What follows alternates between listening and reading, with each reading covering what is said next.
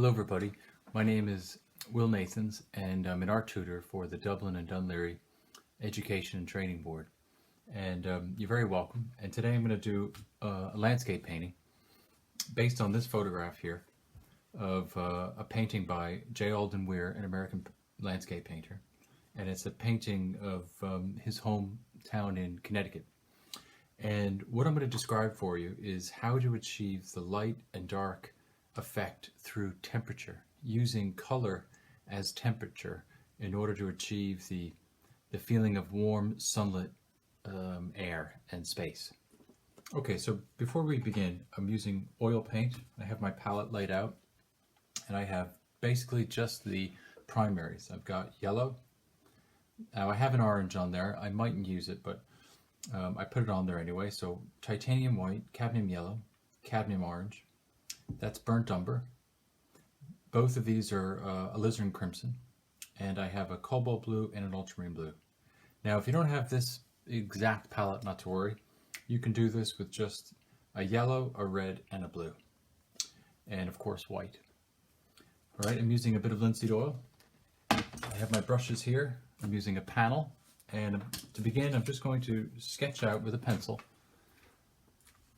my scene. So I have my horizon line roughly there, and I'm just going to outline very simply the outer perimeter of the whole painting. And for those of you at home, you can you'll have a copy of this, so you can use this schematic for your own painting. But this technique you can use with any painting that you like. This is just the river running through. These are some trees here.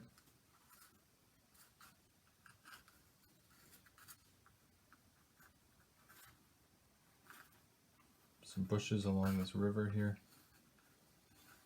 And this looks like sort of a cliff there. Okay, now after I've got the whole schematic, the next thing I'm going to do is just mark out where the light and dark pattern is. So these are the cast shadows on the field. And I'm just going to sort of outline them. Here we are. There's another one here.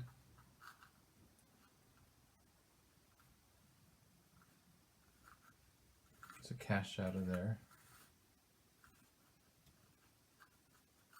There's a hill there. And just outlining the shadows on the actual trees themselves. Just kind of filling in the general shadow shape of some of these forms.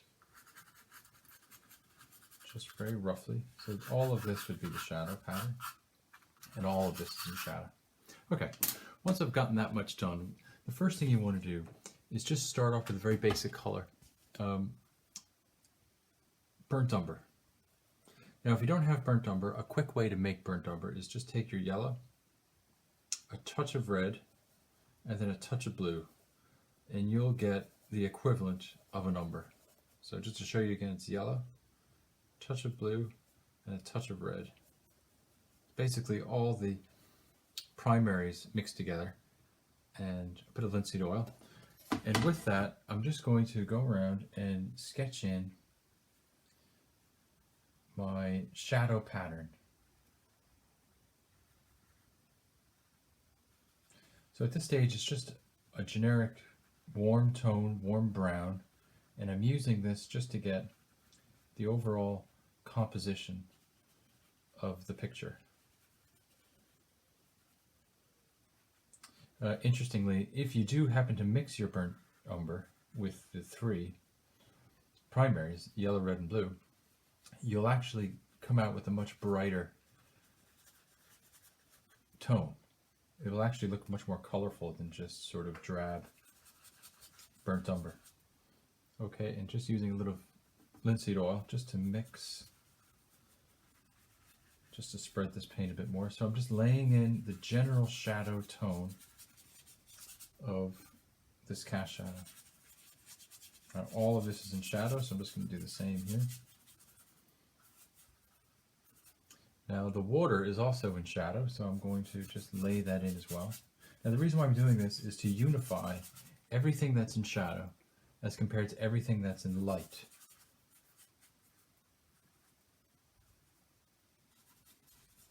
And this is what's called creating the silhouette.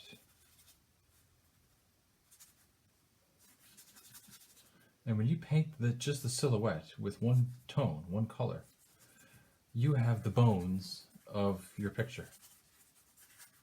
So at this stage, I'm not really concerned about all the detail that's in the shadow. I'm just interested in what's the general shadow shape. And it's very thin paint. It's not thick paint at all. It's almost watery in its consistency. Very thin.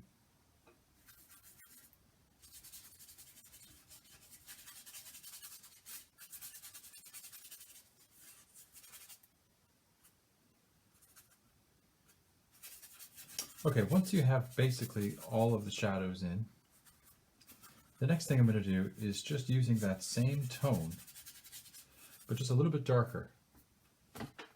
So using a bit of yellow,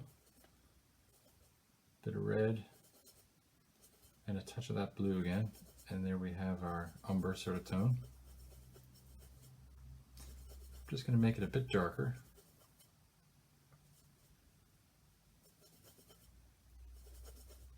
With just the addition of red and blue.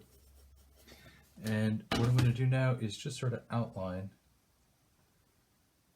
where my darkest areas are within the shadow.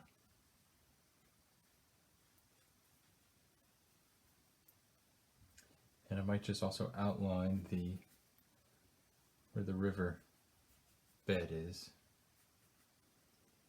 and some of these things here. That's all. Okay, now that I've got that, it's quite abstract. It looks kind of abstract. Now that I have that much in, the first thing I have to be aware of is the light in the picture. Now this is a very sunny day. So that means because it's a sunny day, all of the lights have to have that warmth in them, and all of the shadows have to have that sort of coolness in them. So if I were to take out for you this color wheel, if this is the color wheel is divided into the primaries, yellow, red, and blue. But on all of this side, sort of the western hemisphere, or sorry, the eastern hemisphere of the color wheel, we have all the yellows, oranges, and reds. So this would be categorized as the warm tones, yellows, oranges, reds. From yellow moving to blue on this side, the western hemisphere, we have all the cool tones, so yellow, greens, blues, purples. So this is all the cool tones, so the warm tones and the cool tones. So the sunlight, because the sun is hitting the light of this picture, I have to be aware of using more of these yellows, oranges, and so on in the lights. And for my shadows, the cool colors, more of the blues, yellow greens, and greens, and violets in the shadows. And when you are focused on that, you'll help to create the effect of light. So to begin, I'm just going to start off with my sky. So what I'm going to do is take a clean brush and a bit of white, and I'm just going to use a bit of blue.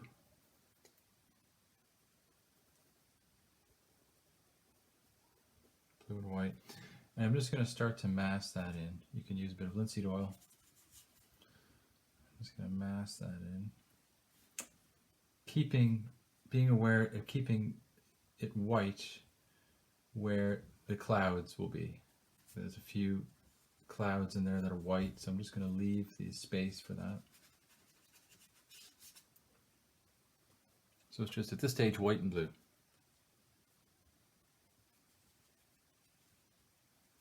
And if you notice, the blue of the sky gets progressively lighter as it reaches the horizon line. So I'm just going to add a bit more white there.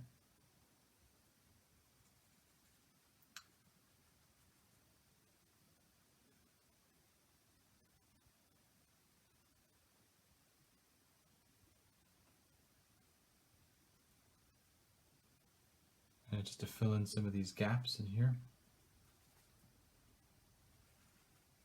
Don't worry if the paint kind of mixes with your umber. It's okay. It's going to help to create the effect of some of these subtle tonal harmonies, so don't worry at this stage. Okay, with that complete, what I'm going to do now is move on to the green. So the field of green here, but the field of green in light. So the green on the field is quite bright, so I'm going to start off with yellow. I'm going to add some blue, get that green sort of color. Maybe even a bit of white. Okay, now instead of just adding pure green, what I'd like you to do is just mix. If you don't have the orange, then you can mix the orange by just adding a bit of yellow and a bit of red, and with a bit of white, you can mix a very bright orange. But if you have an orange, all the better. So there's our orange. And what you can do is just very subtly, just take a little bit of this orange and just sort of mix it in very loosely into your green. You don't have to mix it too thoroughly, but just kind of loosely. And we're going to use that tone in that field of green. And what that does is it warms the green. It gives it a kind of a sunlit warmth. So I'm going to lay that in now. Comes over this hillock here. And you'll see the difference right away. Putting in a green without the orange and then adding that little bit of orange. It's just you'll see it immediately. There's an incredible difference with the green. Lay this in here.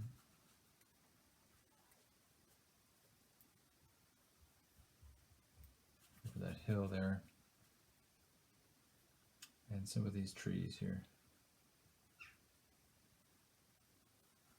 Okay, now these far trees here are a little bit darker, so what I'm going to do is just make a darker green. But even into that darker green, I'm just going to add a bit of orange.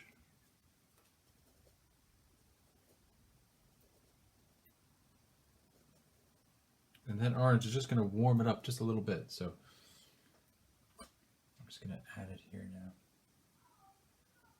This is that far ridge of trees here. Julian Alden Weir was a 19th century American painter, studied in Paris, and he would have done these paintings plein air, meaning he painted them outdoors in the open air. So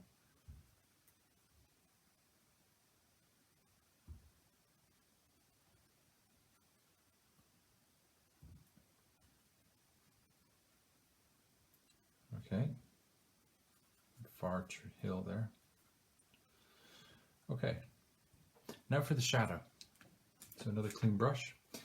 Now the shadow, as you can see, is darker, but because it's a warm sunlit day, we're using more warm tones in the lights, that means we have to use more of the cooler tones in the shadows. So I'm going to start off by mixing my shadow tone in a separate section here, but this time I'm going to add a bit more blue.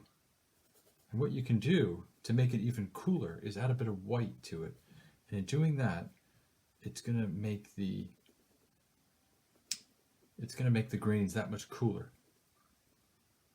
Now a little tip, if your greens are too kind of acidic green, just add a little bit of red, the touch of red in there, and that will kind of neutralize them a little bit. Red is the complement of green. And what that means is red and green are opposites on the color wheel.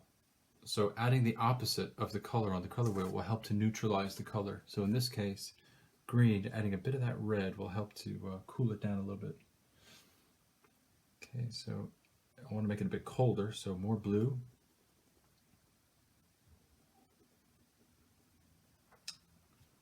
Oh, that's better. Okay, so I'm just going to now very gently, right on top of that umber, lay in this shadow.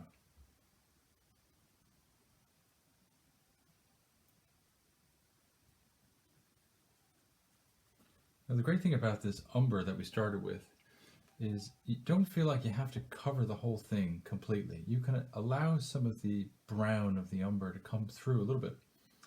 And what that's going to do is it's going to help to give the painting it's going to make the cool notes in the shadow that much cooler, because I'm comparing it to this warm underpainting. J. Alden Weir was somewhat of an impressionist, so the strokes that he used in his paintings would have been sort of small hatches.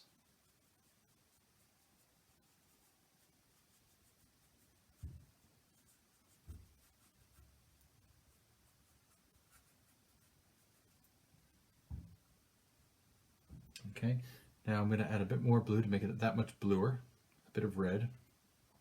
And I'm going to go in now and start to put in the shadows of these trees.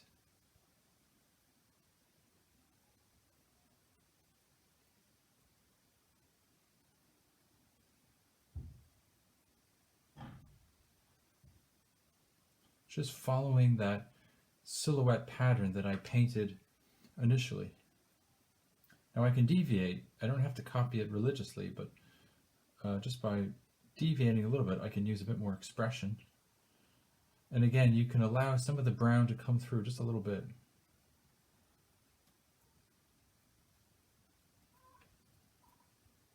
Some of these far hills here.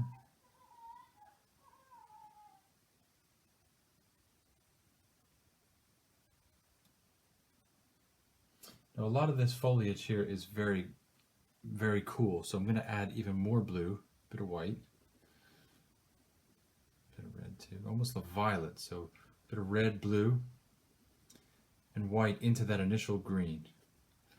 And I'm going to really lay this in now to get this sort of cool tones. And just try to be expressive with your stroke. Try not to, you can really make the brush dance around.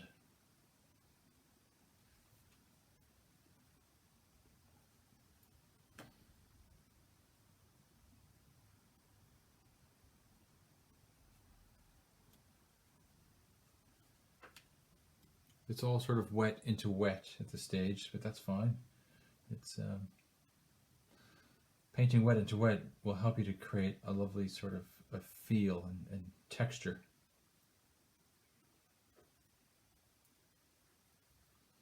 Okay, a bit more blue here and violet into that green, just for these bits of foliage up in here that are all entirely in shadow.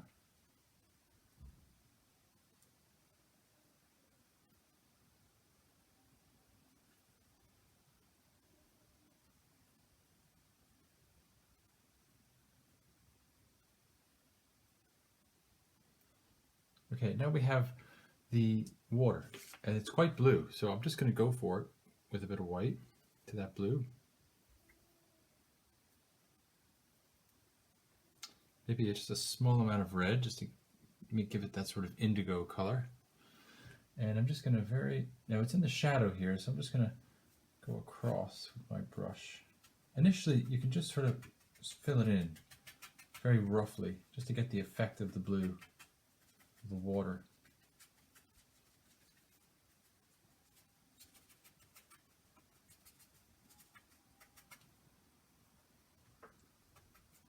All of this part of the river is in shadow, so I'm just going to very roughly lay that in.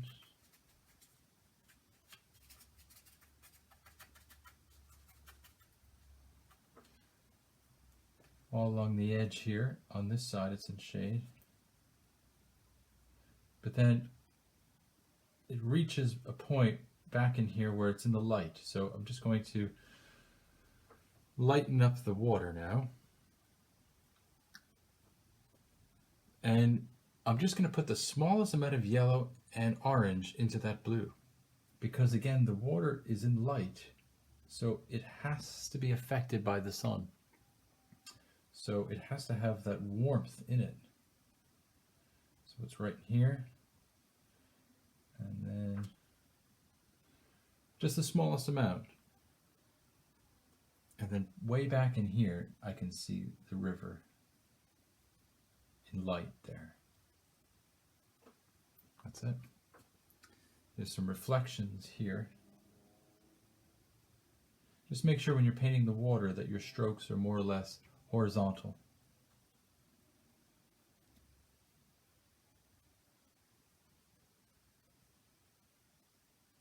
And just to soften one into the other, almost with a kind of a dry brush technique there. Now there's some rocks here that I want to introduce. Now a lot of these rocks are in the shadow, so they're kind of orangey, so I'll mix an orange. And then just the smallest amount of blue to the orange, and that's going to create the effect that these rocks are in shadow. I'm just going to dump that on. Now just keep in mind that as the rocks come closer to you in the foreground, you can paint them a bit bigger.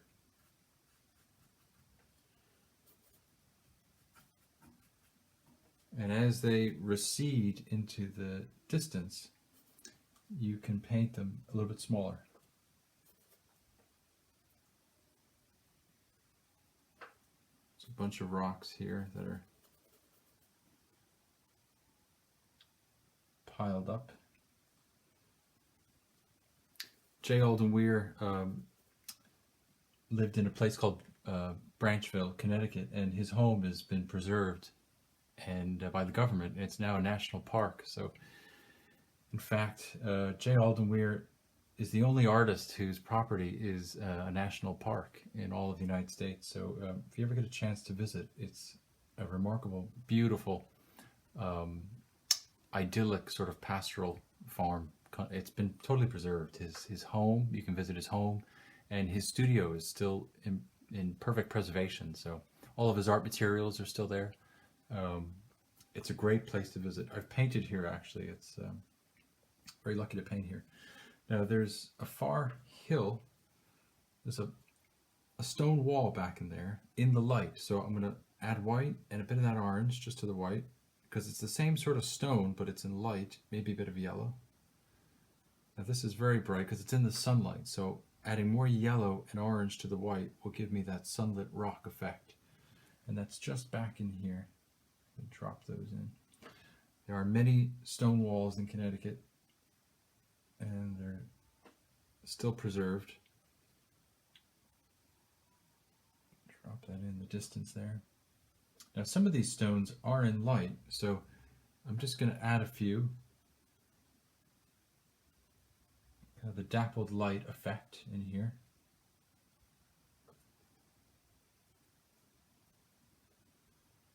It's just a bit of white, yellow, and orange to give me the effect of dappled light on the stones.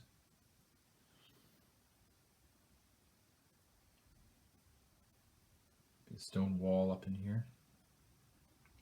Okay, now all of this is basically kind of a rock sort of land feature. So it's primarily a kind of a reddish orange tone. So we'll mix an orange.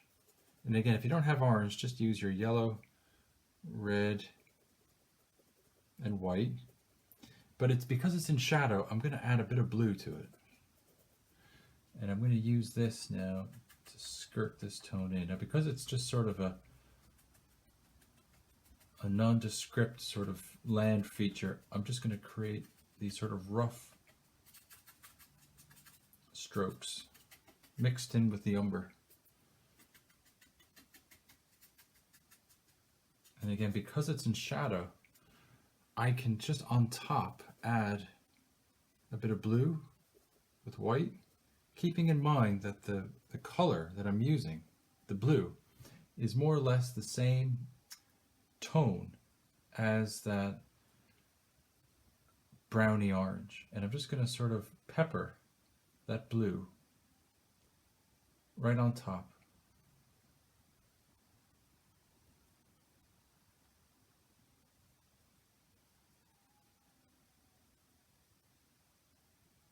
Just to keep that in the back, keep it in the background. There's more blue and sort of violet down in here. So I'm just going to almost put a third layer on now. And basically what I'm doing is creating the undulation of the rock formation along the side of the river here.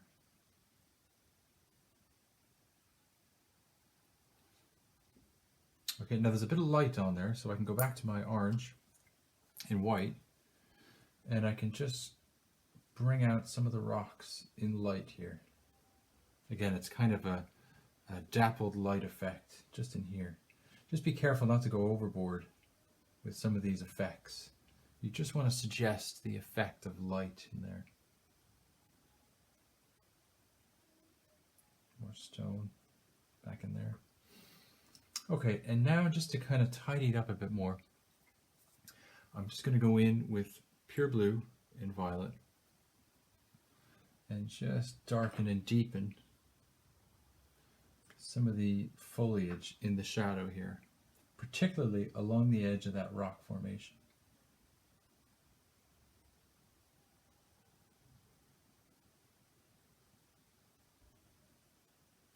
And what that's going to do is deepen it further into shade.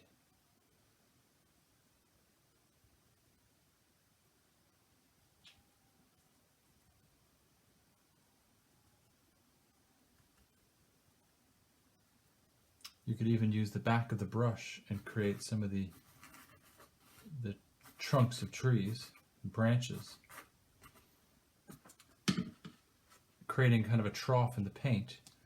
And then because the trunks are in shade, I'm going to use a similar color that I used to start off with the ground here, and just drop that in there, like so.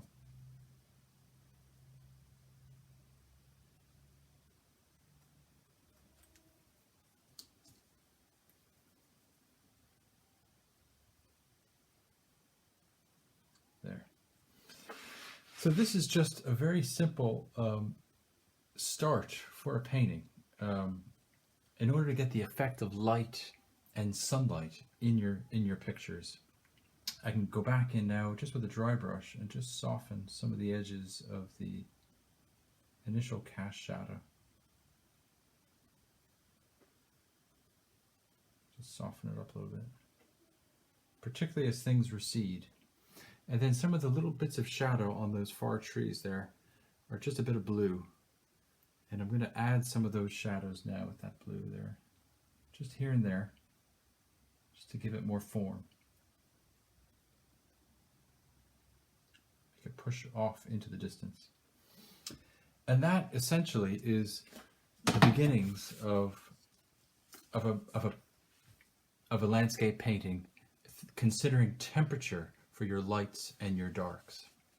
So I hope that was informative, and just to say, stay safe everybody, be sure to wash your hands and to keep the social distancing, and enjoy your time quarantined with painting. Thanks very much. Bye bye.